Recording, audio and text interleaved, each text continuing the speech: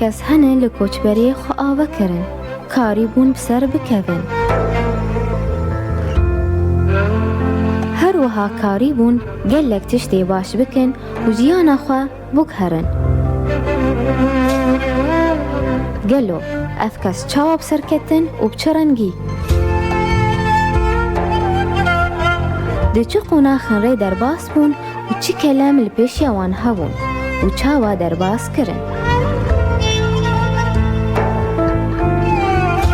ئەمێ هەوڵ بدن بۆ دە هەر خەلەکەکێدە سەرپێهاتی و چیرۆکە کۆچبەرێکی سەرکەفتی ناس بکەن ji vê yekê em di her xelekekê de koçberekî bikin mêvanê xwe û serpêhatiya wî ji nêzik ve bizanin.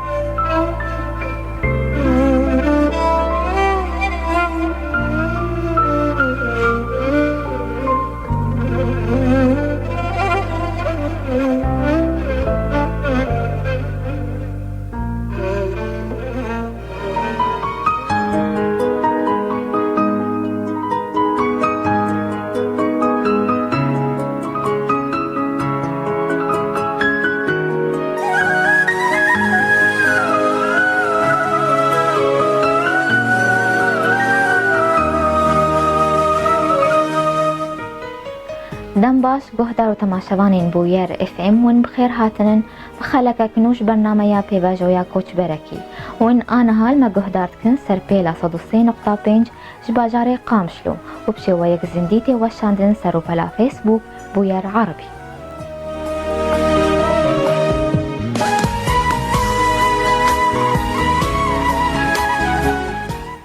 Li dûv pêvejoya koçberan em qet nawestin ji ber ku ew kurbin serê gelê xwe ya rojava bilind dikin. Rêz û hermetê me ji hemû koçberan re heye. Lê koçberê serkeftî bêtir bala me wek ragihandin dikişîne. Ji ber ku ew dikeve rojava navdarî û efrêneriyê de.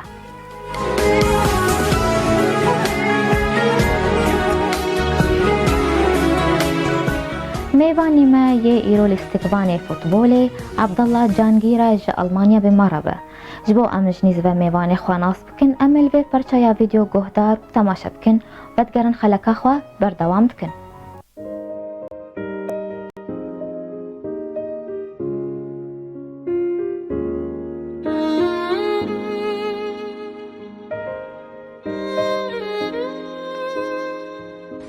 Roj baş,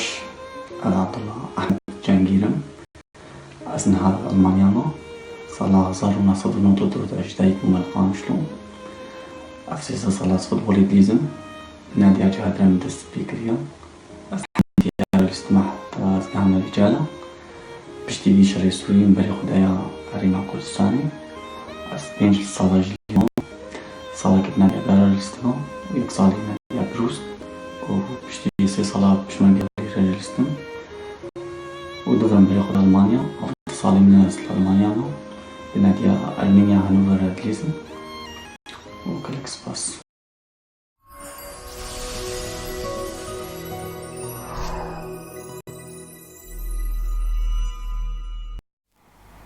Dema te xweş be birêz Abdullah tu bi xêr hatiye bernameya me.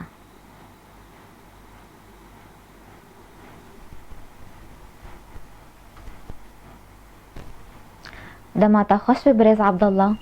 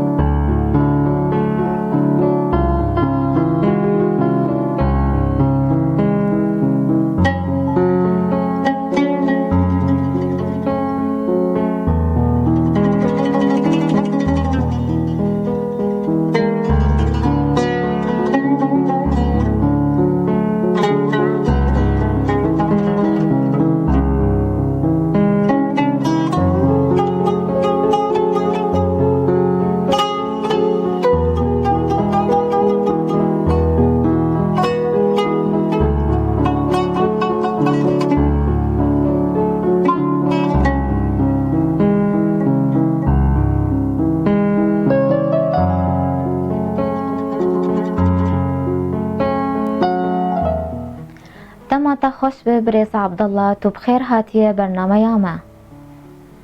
لما تجي خوش سپاس سپاس بۆ تەژی دجبا کەمە یاڕۆژ ئاوای کوردستانی تم زارۆک دووەرزشێدە بەرێ خوددن و خەو ناوانە ئەنو ببن لە استقوانی فوتبۆلی جارا پێشین دەکەنگی تەبلی بوو كان جبت فوتبۆلی فولي بون يعني بەێ مالي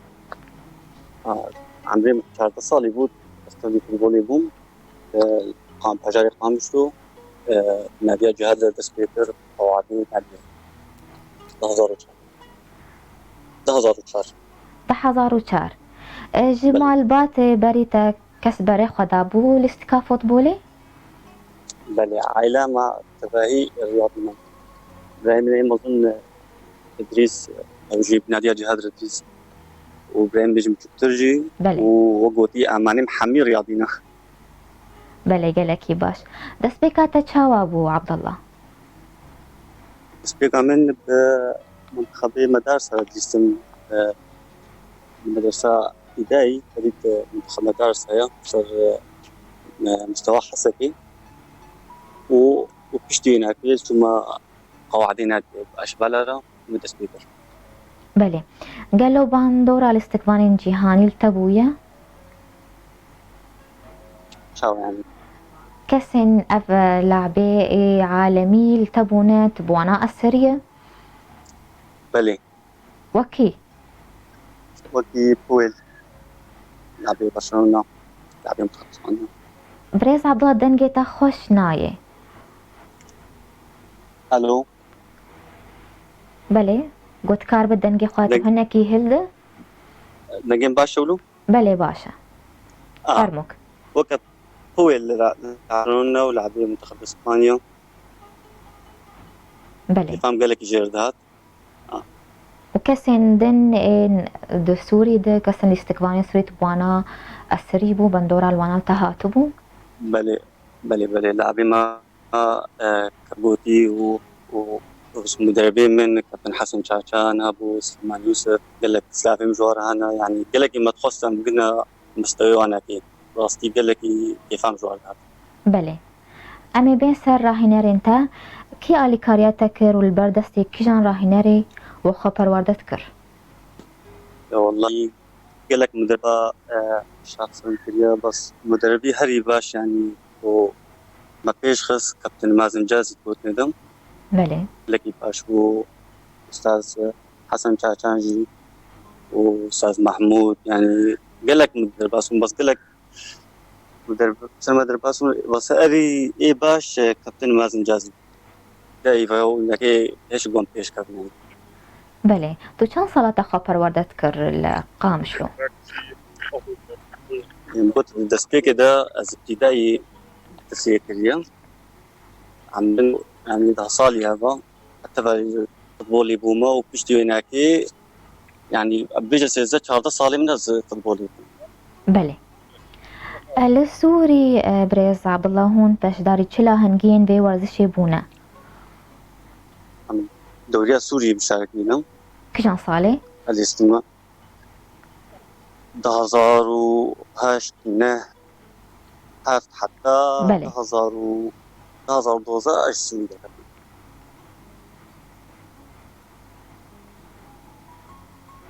الو بەێ دەنگێتە خۆشتێ بس حتى 2012 الاستماع بشتي هناك ذكرت ما هريما كورساني بەێ سەدەمێ کۆچبەریاتە چ بوون دەبەرێ خۆدا هەریما کوردستانی ابتديت وكان حميد زان الشريل سوريا يجيبو وقتي توزق وضعي من زحمة وراستي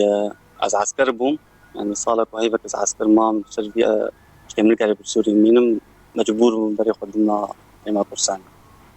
بەێ وەک کەسێکی لیستکوانی فوتبۆلی چه ئەستانگی هاتن پێشاتە والله قالك هاتنا بشام براستي بناديها جهاد قالك مع زبدت وهمجي خوش بو براستي وەک چ يعني ابسط مثال يعني تشتي وقت ملعبي من قريب ملعب اخذ بيزن القام شو يعني حتى يعني بتصير ملعبي ولي ما نبون تجهيزات نبون يعني قال لك تشتي زحمتنا بس ووكي شيء يعني أم مبسوط وكيف عملت هاد من اللي ياخد ديستن أبقلك تشمرت شيء بنباستي بله أف زحمتي جو هاتن بيشياتا دمات السوري و دمات بريخ خدا باشوري كردستاني چه زحمتي هاتن بيشياتا اوكي الهريما كرساني يعني او زحمتي بيجو كسوري نهتنا بشام باسيش حمد الشيبه باشتر بله يعني هم ماديا باشتر وهم يعني حمد الشيبه باشتر يعني شكل زحمة الودي نهتنا بشام باس بله گلکی باش پشتی گو هن گهشتن باشوری کردستانی دست پیکا و چاواب سبيك عمد الشيخ تمشي كرساني هيك وضع يعني تدي الاجراءات هنا حتى خد سجليني حتى تحقيقات هنا خاصة انه وقت في وضعهم ناس عسكر بهم هيك فرق كرجئي انساني بو داخلي كرساني في جبر عم حمو برياقة تاخذ راس بس النظام درباس نبو هذا ثاني اجراءاتهم تجي جوا زحمة تربون حتى مخازبطان وضعهم ضبطي تشتوي شو ناديا قارا هوكي بوجي زيكي موجود أصالة الويت تمام وبشتيش معه بله بشترا فيش از الهوليري مام بين صالة الكرساني مام بشتينا كيف صالة أزعت مع ألمان نا باری گوت هر آلمانیا خوازم دل سر کار خوا استکا خوا باشوری کردستانی تمر با آخبه أصالة الهوكي بوم أبناديا قار ديستن كلكي باش صالك صبار مستوى خبران يعني صالك عسكر بوم يعني قالك تأثير مهات وصل لهم قالك خطيش خص بيشتوي هناك درجة أول دليس بيشتوي هناك نادي كديجي باش مرهات نادي بروس هوليري أو جي تجارة بطلية كردستان أستون مودي صالك يبوار ليستن درجة أول أم أهلنا من درجة ممتاز قالك باش إنجازك قالك جمرة باش يعني حياتهم أول إنجاز مرة ولو تشيد يعني خلاص بله درجة كبيرة يبني نتر قالك باش تلقو وبشتي هناك عرضك قالك باش مرهات ناديا بشوكي بريس عبد الله خوازم تبدخ يعني كرن بتجو داهدنا في درجة كم درجة ممتاز چية چاوايا هل كردستاني سي درجة هنا ممتاز هي يا هري باشم بله درجة يكي هي درجة دو هي ياس يعني بس درجة ممتازة هري باشا كردستاني يعني يا أول بندية يا دو أنا كردستاني تدريج يخوض بله بيشتي هناك شو من ناديا بشمرقي هوليدي عقدك باش مرهات بس نوفمبر حليلة بها موانكي يعني سيزدن بارا مابون مستواك قال لك باش تقديم كروي صالة بيرة عم ايه توصل كرساني كامل بكتن صالة بيرة عم بونا بطلية كرسان بله ولسر آسا باشوری کردستانی پلایا یکم ستند چه هستی و بون و کردکی کوچبر به دست کفتنی بدست خست اي والله قال لك خوش بو براسي او نادي يكم جار بو بطلية كرسان مش مقي هودي وسد ستيما يعني ازبوم وهذا مقاوة حسو اوجي حاصل منتخب سوريا وها اوجي الفيديو هولندا يعني قال لك خوش بو براسي او نادي قال لك كيفاوهات وام بواربون وصالي بونا بطلية بله تیما واحد من خلکی روج آوامون یان خلکی باشوری کردستانی جی بارابون نهال كردستاني قانونك اواهيا هر نادي زيدي تلعب عن كاري بليزي يعني تلعب دربي حريمي شجع بغداد يجي بيت حساب بيت دربي حريمي بله هم سوري بيت الايراني بافريقيا دربي حريمي تحسبين هر نادي زيدي دواتي نادي اصلي ايدي حموي عراقي بون ام ثاني ازو هذا ودي رجال بله گلکی باش بريس عبد الله هون چاوا و دکیجان مات شیده هون وهاتن هالبجارتن وك ليستكك ليستكفانك سركفتي يعني كيجان لعبة باش يعني ولا كان جيت دركت وك افضل لاعب تكيجان مات شيده بله تديد جمع تاليا دوري ده وكا مربع ذهبي هر فريقي هري باش كرساني ده يعني ايه ترتيبه وانا كي بنهاف يك دو سي چار وكا مربع ذهبي تليزم بافرو بله دوي صالي ده از باشترين لعب خلات كرن المركز اخذن بله كيجان صاليبو تهزار وحفظن قالكي باش سركفتن جبوتا وجبو كاريتا بريس عبد الله قالك ممنون جواز واختلاف سرجي. سباس جواز واختلاف دنافبرا ورزشا قوتا كيرل السوري وقوتا بري خدا الكردستاني چه فرق هبو؟ وكم قوتي فرقكم قوتي للسوريا يعني خوش بو يعني حمي العهبالين قمرة ديسن جمجي باشتر بون وقالك فقير بون يعني هناك دهاتن مثلا الشغل دهاتن فوتبول ديستن زحمت بوجوار هناك ندهاتن يعني مبارنة ما تشدبون حتى الحسكة عم ديستن دايما نقاري بون ور فقيرة يجبر شغل بله يعني فقير بون يعني تزاني وقت وضعي ما يرو فقير وجافا يعني حمي ديكس حبتو زانن فقير بون فقيري هبو ندهت هناك أهلي وأنا كي مجال ندوا كي كور أفزحمت ووقت الكردستاني يعني أتبين ملعبي وأنا كي حمينا محتاج أرابون وقت ونسيد هاتن بترجي مستوى تقدم عندن وقت قلتي بشكل بشتاو أنا بو بله يعني غمات شكل نتخوارنا بشتي بين صلاة الباشوري كردستاني ما تبري خدا ألمانيا جبرتش والله بديت أستني الكردستاني معبوم أهلي حميل ألمانيا بون بدفيبو أزور ما ألمانيا يعني على أساس شاربين جاي حتى يك وطي ياخذ ضبطين إقامة تستني مدقوز إقامة خصين بزهر مورم يعني زي جمع كردستاني وزي جمع أهلي خوختي جوز قوازم يعني نحو جبي في زاج مرة بله إذا هاتم هناك وقوتي أوراقي مخربطة شيء ومنظني بوطي ألمانيا يعني صبر جردي وقلك معاملات مواعيد منظني بوطي بله تا چاوا الحمد لله فان هدي ساتشيبو گلکی باش تا چاوا کرل ألمانيا دسبيكا تا چاوا بو تبري خدا الكيجان ناديه كنت دس بيبكا تبلي وانا بدا هاتم تدي بريم بيجي لعبن يكش ماستر يكش متشكترم إدريس ودرشات أو هردو فيدي نادي كردليزن بيجني دا أرمينيا هانوفر نادي كجلكي باشا فترة بيشي إذا هاتم تديد إجراءات وأوراق هون أبوار ارتكبت تمرينة زوي صالي أستهليا دوري قهمواناتي وإيصال أسبوع ملتزم يعني شكل منظم بله گلکی باش بريز عبد الله أمينا بركي بتشوك بستينن وفقرن برسيخوا بالله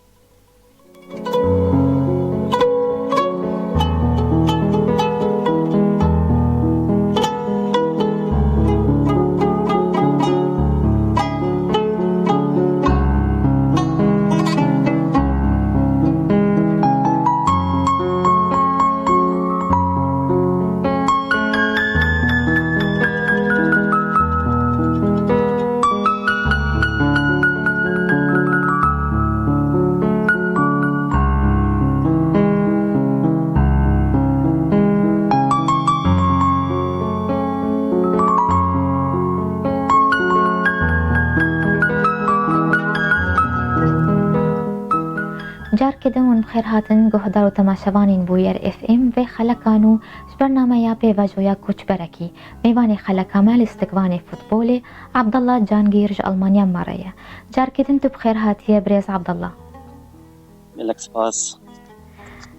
عبد الله انا هاتشلا هنجي ماتش بيشاتا هنن نهار بديت لألمانيا ما باستي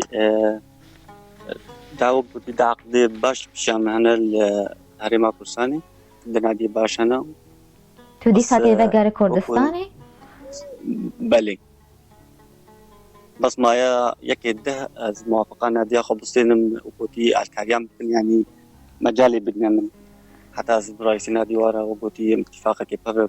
وإن شاء الله زداك مع هريمة كردستاني بله اول باش فري كردستاني لا ألمانيا چه بيشاتا هيا قلت هلا ألمانيا يعني وكقوتي يعني شك هري كرياضيا شاملين يعني وكقو الزهر ما ناديك هري باش يعني إنساني جو بيلعب ألمانيا لازم تشوفاني الفيديو عمري تصالي الفيديو كعقلاني كهجلك شيء يعني كزمان يعني زحمتها بين لعبتي وكا من عمري بيسو حفصل جنوب هري ناديك هري باش ألمانيا يعني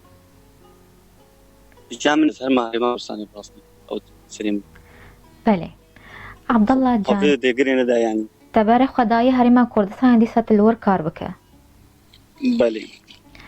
عبد الله جانگیر دبگو ام روژه که بپیسن گو هن ون ببن ستيري فوتبولي لأوروباية خدي ان شاء الله ديت من دينم بكي كس نادي وك مدرك فين وجم باشترجي وجم بتشوكترجي بالناس ونذكر ده هلدن اوروباي وتدخل نابي انت بستيري فوتبولي والله وك قوتي ام خد بينن بس يعني هجمرة زحمتها ناديك وزحمة ناديك هري باش ان شاء الله هذي يعني بله جكسين الاستقبان را ين كوتش بري دربا بونن هون تشيرتا الواندكن والله يقول اوروبا ليل أوروبا ين الكردستان يقو دربي ولاطي خدر كتنا والله وقوتي با قه بدنا خو ودرج رياضة خو نبردن راستي يعني رياضة قالك شكي قالك خوشة لازمة استمراري بكن يعني عملها خو جي قطنا كان يعني مثلا اوكي من زهات ما كرساني يعني زي عسكر بوصالك مقالك عذاب دي بس هرم بردوام كر انسان يقو خوازي بي لعب لازمة بردوام بي رياضة خو بكي خو بيش يعني عملها خو عندش كمية تجاري وأسر كفتش حمو قارد خوازن حميها فالي مرة يقول درفي والله تخوان بله سركفتن جبوتشي د پروژین و د هنن گوهن سردان روش آوای کردستانی بکن اون بخوازن به ورزشی لپیش بخن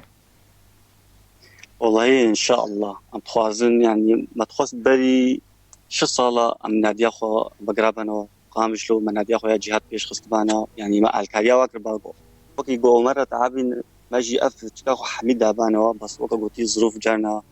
استحكامي بنسان بله ام گهان داویا خلکا خوا پیاما وچیه گوتنا و یاداوی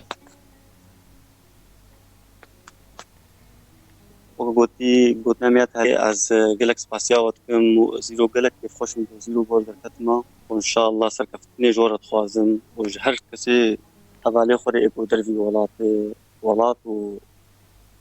گلک سپاس گلک سپاس بوتا عبدالله سرکفتنی جبوتا خوازم و جیانک خوش بوتا گلک ممنون سپاس سرجی ام به ویرانگی هاتن داویا خلکا خوام به هیوینن و دمک خوش مردار باز کرن سپاسیا هر کسی گل ما گهدار کرل ما تماشا کر سپاسیا میوانه خود کم عبدالله جانگیر گوجه آلمانیا ماربو سپاسیا حوالی خود کم آرینو پالو آوان جمعه از وراوم سلام عزیز حیا دمکدن چارشمکدن بمینن کیفو خوشی